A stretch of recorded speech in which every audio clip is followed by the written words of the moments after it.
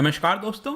Recently pentagon के द्वारा एक रिपोर्ट जारी की गई है जो कि स्पेसिफिकली चाइना के ऊपर फोकस करता है और यहां पर एक बहुत बड़ी बात बताई जा रही है कि 2030 आते आते चाइना के पास 1000 से भी ज्यादा न्यूक्लियर वॉरहेड्स हो जाएंगे। ये आप देख सकते हैं। Pentagon wants China is rapidly expanding it's nuclear Arsenal. और साथ ही साथ मैं आपको बता दूं कि भारत के पर्सपेक्टिव से भी यहां पर चाइना जो चीज कर रहा था पिछले 2 वर्ष से उसके बारे में भी बताया गया है। आपको याद होगा चाइना के साथ भारत का काफी बड़ा स्टैंड ऑफ देखने को मिला था ईस्टर्न लद्दाख में, तो उसके बारे में भी हम देखेंगे। काफी कुछ जानने को है, चलिए आगे बढ़ते हैं। लेकिन उसके पहले अगर आप यूपीएससी या फिर किसी भी एग्जाम की तैयारी कर रहे हैं तो आप हमारे ऐप को डाउनलोड करिए या फिर studyIQ.com विजिट करिए। वहां पर हमारी दिवाली सेल चल रही है, आप इसका ज्यादा से ज्यादा फायदा उठा सकते हैं। चलिए देखते हैं एग्जैक्टली यहां पर क्या हो रहा है। सबसे पहले चीज आपको याद रखना है कि ये पेंटागन एग्जैक्टली है क्या। देखिए पेंटागन अगर आप देखोगे तो इसका जो शेप है वो पेंटागन शेप में देखने को मिलेगा और इसीलिए पेंटागन कहते हैं, 5 साइड्स। तो ये एक तरह का हेडक्वार्टर है of United states department of defence. तो डिफेंस जो मिनिस्ट्री है, जैसे हमारे देश के अंदर डिफेंस मिनिस्ट्री है, वैसे यूनाइटेड स्टेट्स के अंदर डिफेंस से रिलेटेड जितनी भी चीजें होती हैं, चाहे वो तीनों मिलिट्री सर्विसेज हों, आर्मी, नेवी, एयरफोर्स, सभी का जो पूरा काम है आप कह सकते हैं यहां से चला करता है। एक प्रकार से आप कहिए तो जो पूरी सिक्योरिटी का जिम्मेदारी है वो पेंटागन से आपको देखने को मिलेगा। तो इन्हीं के द्वारा यहां पर एक रिपोर्ट निकाली गई है जिसका नाम है military and security developments involving the People's Republic of China 2021। तो स्पेसिफिकली ये जो चाइना है उसके ऊपर ये रिपोर्ट फोकस करता है। इनके द्वारा बताया गया है कि जो न्यूक्लियर एक्सपेंशन है वो बहुत तेजी से चल रहा है चाइना का। जैसे कि 2027 आते आते इनके पास 700 डिलीवरेबल न्यूक्लियर वॉरहेड्स हो जाएंगे। मतलब कि चाइना जो है वो ये कोशिश कर रहा है कि ज्यादा से ज्यादा न्यूक्लियर वेपन्स को वो यहां पर एक प्रकार से इकट्ठा कर सके और अगले 3 वर्ष में 2030 आते आते 1000 वॉरहेड्स यहां पर देखने को मिलेंगे। जहां तक इसे एक्सपेंशन की बात है तो यहां पर इस रिपोर्ट के अंदर यही बताया गया है कि चाइना लगातार अपना जो एक्सपेंशन है वो तीनों बेसिस पर करने की कोशिश कर रहा है, चाहे लैंड हो, सी हो, एयर बेस्ड हो, हर जगह यहां पर जो न्यूक्लियर डिलीवरी प्लेटफॉर्म्स हैं वो बनाए जा रहे हैं और उसको यहां पर चलाने के लिए, मतलब कि आगे चलकर सपोज इसकी जरूरत पड़ती है तो यहां पर आपको इंफ्रास्ट्रक्चर की जरूरत है। तो हर जगह यहां पर जो चाइना है वो अपना इंफ्रास्ट्रक्चर बिल्ड कर रहा है और जिस तरह से यूनाइटेड स्टेट्स और रशिया के पास न्यूक्लियर ट्रायड है वैसे ही चाइना भी अपना पूरा न्यूक्लियर ट्रायड बना रहा है। इसका अर्थ यह होता है कि आप जमीन से या फिर हवा से या फिर समुद्र के अंदर से यहां पर जो न्यूक्लियर वेपन है उसको लॉन्च कर सकें सही तरीके से, उसी को न्यूक्लियर ट्रायड कहते हैं। तो चाइना इसको पूरी तरह से पुख्ता करने की कोशिश कर रहा है और यहां पर आप देख सकते हो जस्ट 1 साल पहले की बात है, 1 वर्ष पहले पेंटागन के द्वारा यहां पर अपने रिपोर्ट में बोला गया था कि 2030 आते आते चाइना के पास जो न्यूक्लियर वॉरहेड है वो करीब 400 की मात्रा में होगा। तो आप समझ सकते हैं कि 1 वर्ष के अंदर बहुत कुछ बदल गया है और यहां पर अब 400 के बजाय यूएस का कहना है कि ये 1000 न्यूक्लियर वेपन्स हो जाएगा, मतलब 2.5 टाइम्स और ज्यादा। मतलब कि जितना एक्सपेक्ट किया जा रहा था उससे कहीं ज्यादा आपको देखने को मिलेगा। इनफैक्ट आप देख सकते हो जनवरी 2021 में जो सिप्री की रिपोर्ट आई थी उसमें भी यहां पर बताया गया था कि चाइना के पास 350 के आसपास वॉरहेड्स आपको देखने को मिलेंगे, भारत के पास 156 हैं, पाकिस्तान के पास 165 हैं। लेकिन ये बहुत तेजी से एक्सपैंड होने वाला है जहां तक चाइना की बात है। और जाहिर सी बात है यूएसए और रशिया का अगर आप देखोगे तो इनके पास सबसे ज्यादा न्यूक्लियर वॉरहेड्स देखने को मिलेंगे। और रिसेंटली कई सारे इंडिपेंडेंट रिसर्चर्स के द्वारा जो सैटेलाइट फोटोग्राफ्स देखे गए थे उसमें क्लियरली दिख रहा था कि जो वेस्टर्न साइड वाला चाइना है वहां पर न्यूक्लियर मिसाइल साइलोस का बिल्डअप किया जा रहा है और ये बहुत ही ज्यादा कंसर्निंग है, यहां पर यूएस डिफेंस ऑफिशियल बोला है। और एक प्रकार से क्वेश्चन रेस करता है कि चाइना का इंटेंशन एग्जैक्टली यहां पर क्या है, क्यों आखिरकार चाइना यहां पर इसको बढ़ाने की कोशिश कर रहा है, क्या ये डेटरेंस के तौर पर करना चाह रहा है। इन सभी चीजों को लेकर ज्यादा से ज्यादा बीजिंग को ट्रांसपेरेंसी लानी चाहिए। और जाहिर सी बात है कि भले ही न्यूक्लियर चाइना से जो यूएस है वो चाइना से काफी ज्यादा दूर है ज्योग्राफिकल टर्म्स में,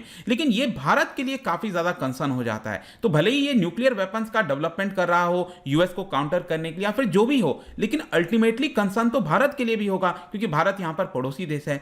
इसके अलावा मैं आपको बता दूं इस रिपोर्ट के अंदर क्लियरली बोल दिया गया है कि आगे आने वाले समय में जो चाइना है उसका वो ये एम है कि 2049 तक चाइना की आर्मी को वर्ल्ड क्लास फोर्सेस बना दिया जाए। जिस तरह से यूएस और रशिया की आर्मी ने अपने आप को बिल्डअप किया है वैसे ही चाइना चाहता है कि वो भी अपने आप आर्मी को वर्ल्ड क्लास फोर्सेस के तौर पर तैयार करे। और इसी की वजह से पेंटागन का कहना है कि फ्यूचर में रशिया के बजाय जो चाइना है वो मेन प्रिंसिपल सिक्योरिटी कंसर्न होने वाला है। China is expanding its air space, sea forces, हर जगह अगर आप देखोगे तो काफी ज्यादा ग्लोबली यहां पर अपने आप को प्रोजेक्ट करने की कोशिश कर रहा है। जिस तरह से इतने वर्षों तक, कई दशकों तक आपने देखा यूनाइटेड स्टेट्स की आर्मी जो है वो काफी ज्यादा एडवांस मानी जाती थी, तो उसी प्रकार से चाइना भी अपने आप को लाने की कोशिश कर रहा है। और यहां पर एक और जो सबसे बड़ा कंसर्न है वो है ताइवान को लेकर। इस रिपोर्ट के अंदर ताइवान के बारे में भी मेंशन है। इसमें यह बोला गया है कि चाइना अपनी आर्मी को और मॉडर्नाइज कर रहा है। 2027 आते आते वो अपनी कैपेबिलिटी को इतना बढ़ाना चाहता है कि ताइवान को किसी प्रकार से रिक्लेम किया जा सके, चाहे वो प्रेशर के माध्यम से हो या मिलिट्री फोर्स के माध्यम से हो। यहां पर यह बताया गया है कि 2027 में चाइना के पास इतनी शक्ति आ जाएगी कि वो यूएस की मिलिट्री को काउंटर कर सकेगा इन दी इंडो पैसिफिक, और इसकी वजह से जो ताइवान की लीडरशिप है वो यहां पर मजबूर हो जाएगी चाइना के साथ किसी प्रकार का नेगोशिएशन करने के लिए। मतलब कि अभी तो आपको दिख रहा है कि प्रेशर बिल्ड करने की कोशिश की जा रही है, लेकिन उतना नहीं किया जा रहा है, क्योंकि चाइना को अपनी कैपेबिलिटी पता है कि यूएस की फोर्सेज वहां पर आ जाएंगी। लेकिन आगे आने वाले समय में यहां पर वो अपनी कैपेबिलिटी को इतना बढ़ा लेगा कि यहां पर ताइवान भी कुछ नहीं कर सकेगा। ताइवान कहेगा कि अब तो हमें यहां पर बीजिंग के साथ उनके टर्म्स में नेगोशिएशन करना पड़ेगा, और एक प्रकार से वो अपने ही देश के अंदर उसको मर्ज करने की कोशिश करेगा। तो ये एक बहुत बड़ा खतरा लगातार यहां पर बनता जा रहा है। इसके अलावा मैं आपको एक और चीज बताता हूं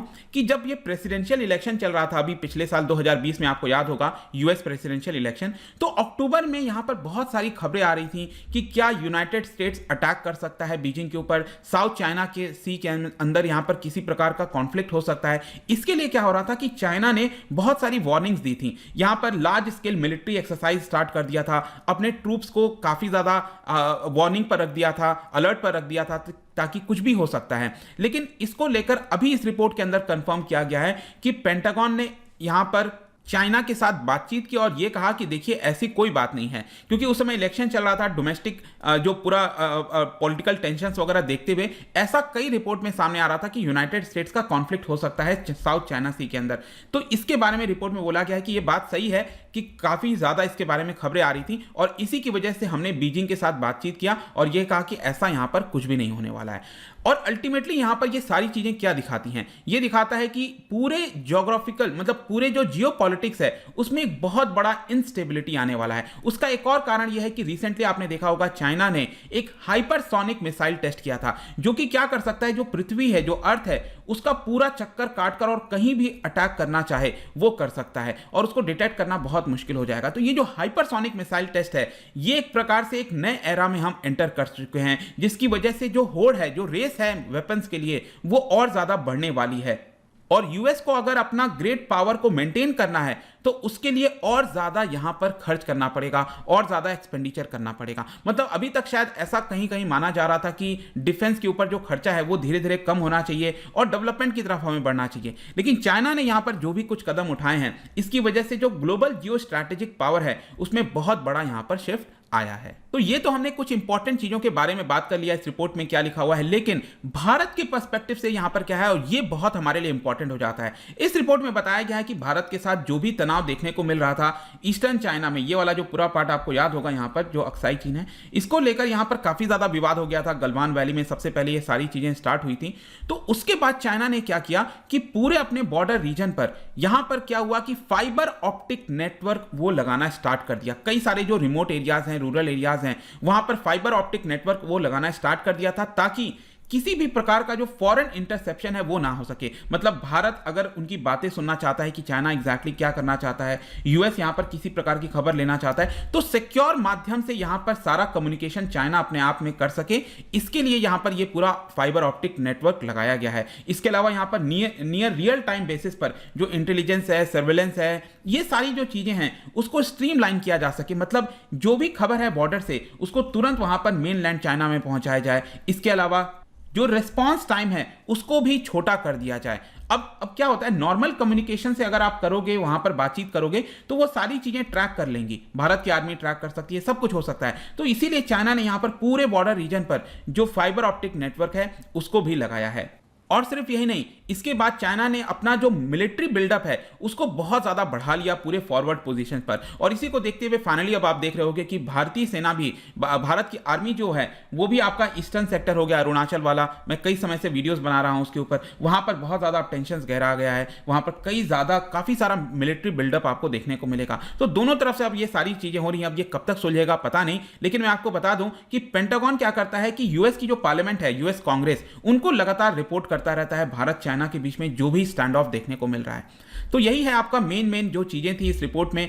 ऑब्वियस सी बात है, ये यूएस तो रिपोर्ट लेकर आया है, लेकिन भारत के लिए कंसर्न बढ़ जाता है जिस प्रकार से जो न्यूक्लियर वेपन्स का रेस में चाइना बहुत तेजी से आगे बढ़ना चाहता है। यहां पर कोशिश ये होना चाहिए कि न्यूक्लियर वेपन्स को हम किसी तरह से खत्म करें, लेकिन चाइना उसको बढ़ाने में लगा हुआ है। देखते हैं आगे क्या होता है। लेकिन जाने से पहले एक इंटरेस्टिंग क्वेश्चन, क्योंकि हमने न्यूक्लियर मिसाइल्स और इस तरह की चीजों की बात कर रहे हैं, क्या बता सकते हो इन 4 ऑप्शन में से वो कौन सा एग्रीमेंट है that control export among suppliers to constrain the proliferation of missile technology. Missile technology को यहां पर किसी प्रकार का लीकेज ना हो, कोई प्रोलिफरेशन ना हो, उसको रोकने के लिए कौन सा एग्रीमेंट है, इसमें से क्या बता सकते हो? इसका राइट आंसर आपको पता ही है, मेरे इंस्टाग्राम पर तो मिलेगा ही। वहां पर अगर आप नहीं हो कोई बात नहीं, टेलीग्राम से भी ले सकते हैं इसका सही उत्तर। मैं कई सारे एमसीक्यूज यहां पर डालता रहता हूं स्टोरीज के फॉर्म में, आप जाकर प्ले कर सकते हो। बाकी अगर आपको पीडीएफ चाहिए तो टेलीग्राम पर आइए, अलग अलग सोशल मीडिया पर भी आप जुड़ सकते हैं। साथ ही साथ यूपीएससी या फिर किसी भी एग्जाम की तैयारी कर रहे हैं तो आप हमारे ऐप को डाउनलोड कर लीजिए। आई होप कि वीडियो आपको पसंद आया होगा। मिलता हूं आपसे next time. Till then, thank you very much, see you soon.